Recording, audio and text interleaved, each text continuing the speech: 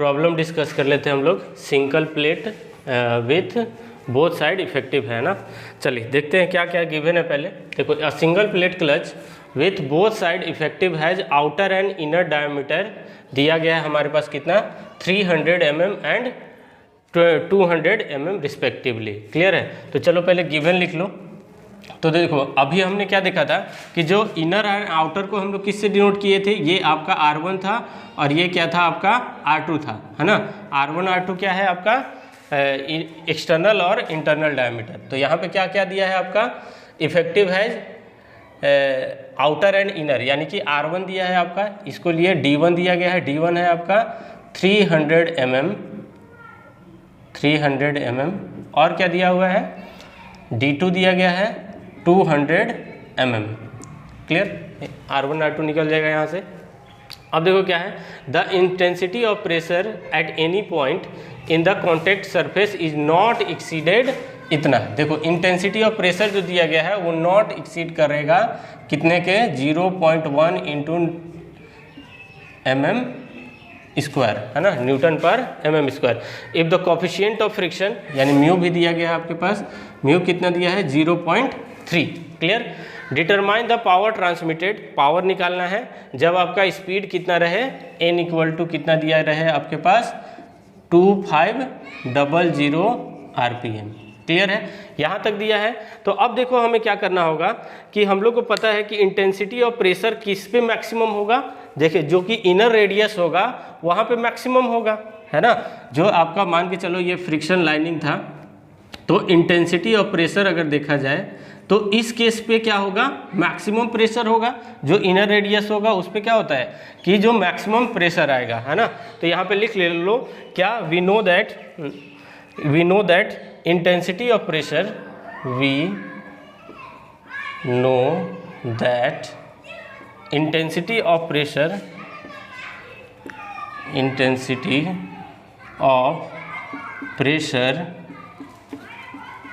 maximum at किस पे R2 पे, है ना। मैक्सिमम एट R2 डायरेक्ट लिख दिया, मैक्सिमम एट R2। तो यहाँ से क्या हो जाएगा आपका कि जब यहाँ से लिखे तो कांस्टेंट क्या था आपका P is inversely proportional to R था। यहाँ से जब मल्टीप्लाई करते थे तो क्या आता था P into R equal to C। तो यहाँ पे क्या आ जाएगा R2। तो यहाँ से पहले C की वैल्यू हम लोग फाइंड आउट कर लें तो कितना हो जाएगा यहाँ से। तो देखो तो P into R2 equal to C। ठीक है। तो यहाँ पे आपको गिवन है क्या, P कितना गिवन है, इंटेंसिटी ऑफ प्रेशर 0.1 और R2 कितना है यहाँ से निकाल लो D2 से, तो इंटू 100, है ना।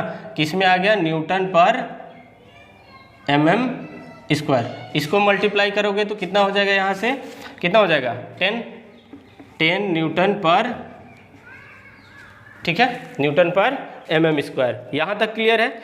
अब देखो जब अब एक्सियल थ्रस्ट निकालते थे तो यहाँ से निकाल लो अब axial thrust. We know that the axial thrust, ठीक है, एक्सियल थ्रस्ट। और एक्सियल थ्रस्ट के लिए आपके पास क्या फार्मूला था, एक्सियल थ्रस्ट क्या था, W equal to 2πc R1 minus R2, है ना। W equal to 2πc R1 minus R2। यहाँ तक क्लियर है। तो आप सारे चीज़ की वैल्यू पुट कर दो यहाँ से। तो 2πc आप फाइंड आउट कर लिए, कितना हो गया 10। R1 कितना दिया है आपका, R1 ये रहा 150, है ना, यहाँ से D है तो कितना हो जाएगा R1 इक्वल टू कितना हो जाएगा 150 mm। Clear, 150 mm। और ये कितना हो जाएगा, यहाँ से R2 लिख लो, R2 हो जाएगा 100 mm। यहाँ तक क्लियर है।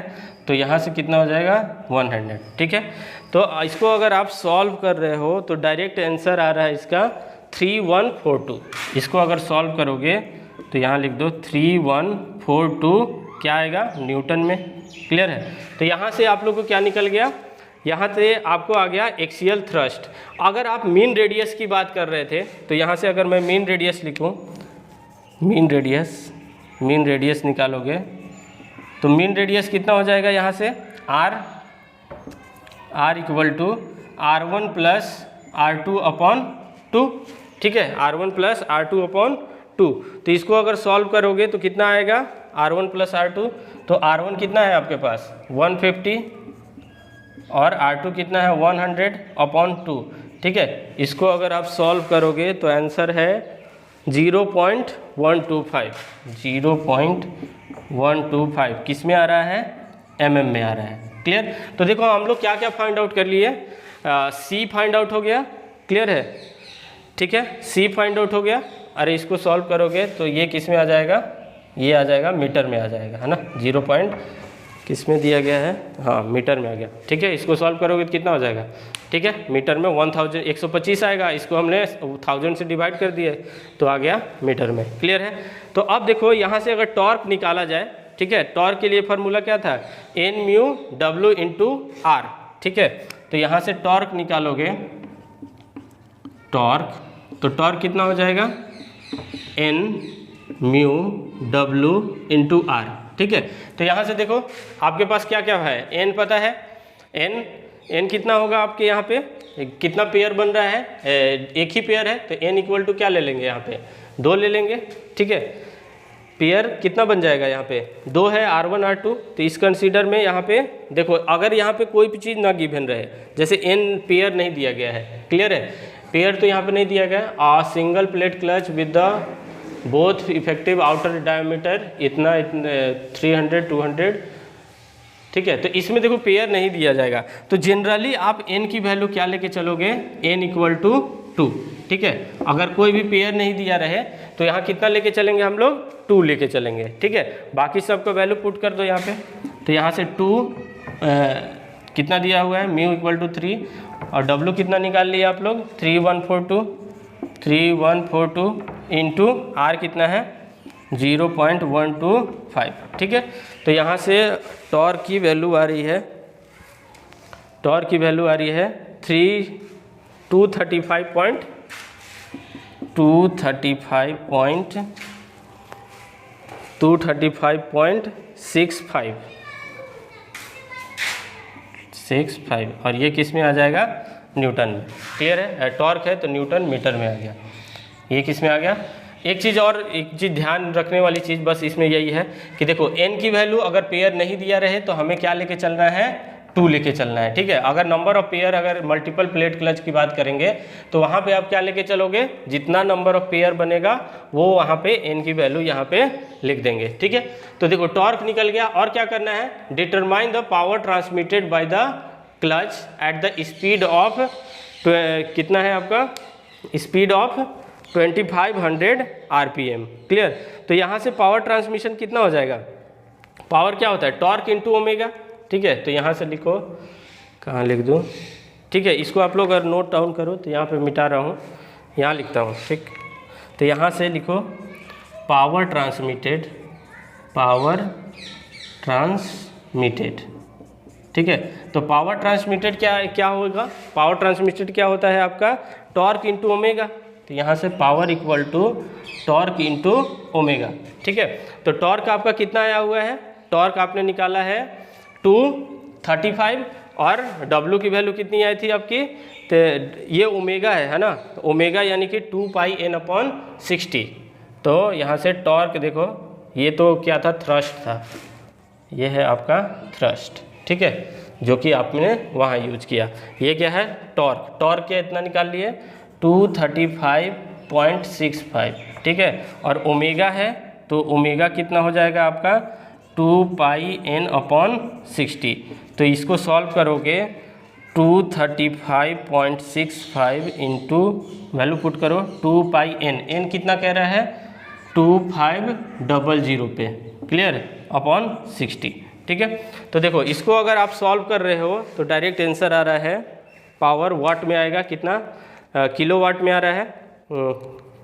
अगर वाट में लिखोगे तो 61693, इसको सॉल्व करोगे 61693, ये आ गया वाट में। क्लियर, और इसको अगर कैलसी होगा, सॉल्व करना बहुत ईजी है।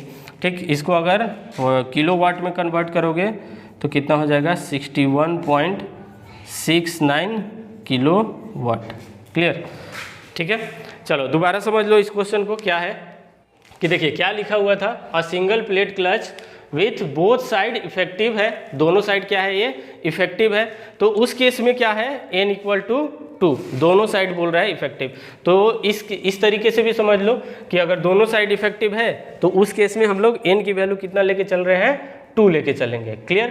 किस साइड बोल रहा है, इफेक्टिव है, आउटर एंड इनर डायमीटर दिया गया था, d1 d2 दिया गया है, और क्या है, clear, the intensity of pressure in contact surface is not exceed 0.1 दिया गया था। तो नॉट एक्सीड, तो इससे ज़्यादा एक्सीड नहीं करना चाहिए, है ना, जो इंटेंसिटी ऑफ प्रेशर है इससे ज़्यादा एक्सीड नहीं करना चाहिए। तो नहीं करना चाहिए, तो जो मैक्सिमम होगा, मैक्सिमम प्रेशर होगा वो किस पे होगा, आपके इनर वाले पे। तो इनर वाले पे हमने क्या मल्टीप्लाई कर दिया, जो यहाँ पे P इंटू R2, तो इससे हमें क्या, किसकी वैल्यू आ गई, C की वैल्यू आ गई। ये किसका वैल्यू था, C का वैल्यू, जो यहाँ पे हमने पुट किया था। ठीक, क्लियर है, C है, ठीक, और N है आपका 2500 RPM। ठीक है, तो यहाँ से हमने एक्सियल थ्रस्ट निकाल लिया। एक्सियल थ्रस्ट के लिए फॉर्मूला पता था आपको, 2πc R1 माइनस R2। तो 2πc की वैल्यू कितनी आई थी, 10, और ये आ गया आपका एक्सियल थ्रस्ट।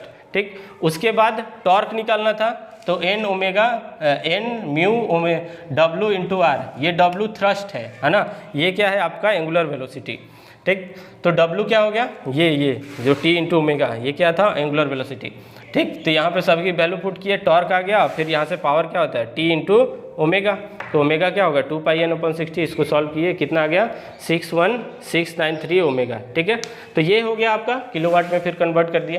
तो ये है आपका क्लच का प्रॉब्लम। ठीक है, इसको आप लोग समझिए और नोट डाउन कीजिए, और इससे रिलेटेड और भी क्वेश्चन कर सकते हैं।